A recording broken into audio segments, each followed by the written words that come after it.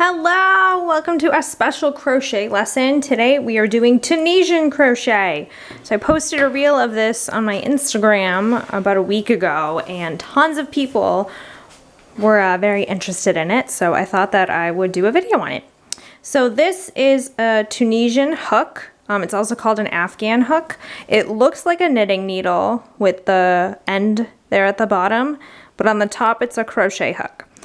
And they come in different sizes. This one's an 8, but you can get huge ones, you can get teeny ones. What they're good for is making blankets. They're really good for scarves or things that you need a number of stitches for. That's why they're so long. And I'll show you why.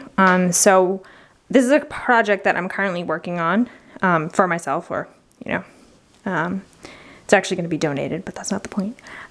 So this is what regular Tunisian stitch looks like on the front, on the right side. And then this is what it looks like on the wrong side. A lot of people will use Tunisian techniques to mimic the look of knitting. We're not going to do that today. We're just going to do basic Tunisian crochet. So you start just like you do with regular crocheting with a slip knot, and you put it on your hook. And we're going to chain just like we would for any other crochet project that is crocheted back and forth. So I'm going to just chain 10. So 1, 2, 3, 4, 5, 6, 7, 8, 9, 10. Now for Tunisian crocheting, you work in 2 steps for every row. You work to the left, picking up your stitches, and then when you go back to the right, it's called your return pass. So we're going to start with the second loop, second stitch from the hook. So 1, 2, and we're going to put it in the stitch, yarn over, and bring it through the loop and keep the loop there on your hook. So now you have 2. And we're going to go into the next one. Try to get a little closer. Yarn over, pull through, and we're going to do that all the way down the chain. So just insert your hook, yarn over, and pull it through. Go into the next one, yarn over, pull through.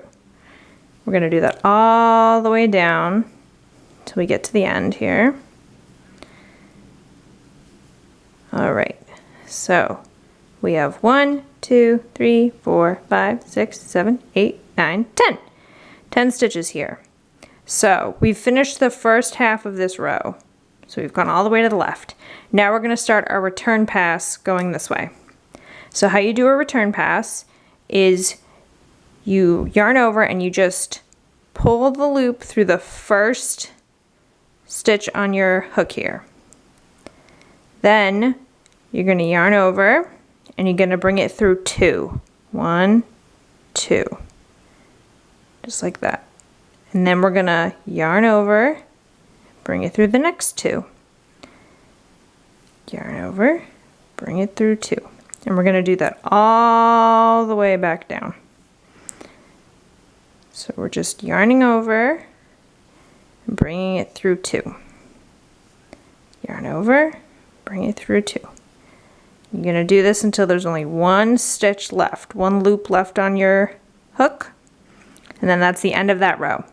Now we're going to start the next row. So we're going to go back across all the way to the left.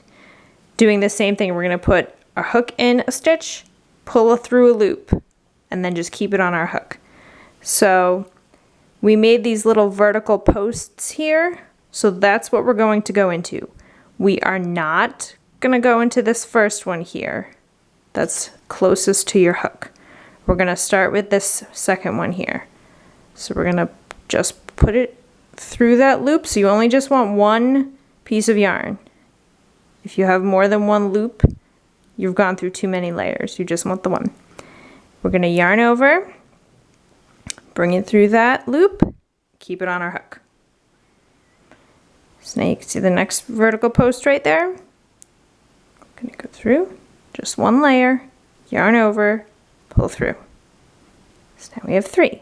I'm going to go into the next one, yarn over, pull through, keep it on your hook. So we're going to do that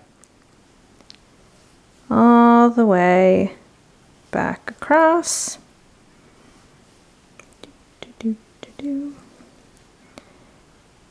All right, now when you get towards the end, you want to go through this vertical post, not this one that's going horizontal. All right, so that's the end of the first half of this row. Zoop. 1, 2, 3, 4, 5, 6, 7, 8, 9, 10. We still have 10 stitches. That's good. Now we're going to do our return pass again. So we're going to yarn over and pull through just the first stitch for that first one. Yarn over, pull through 2. Yarn over, pull through 2. And we're going to do that all the way back down. I personally, to make it easier, I like to grab more towards the end and twist the hook this way. So it's easier for me to just twist it. I'll put my hands away so you can see better.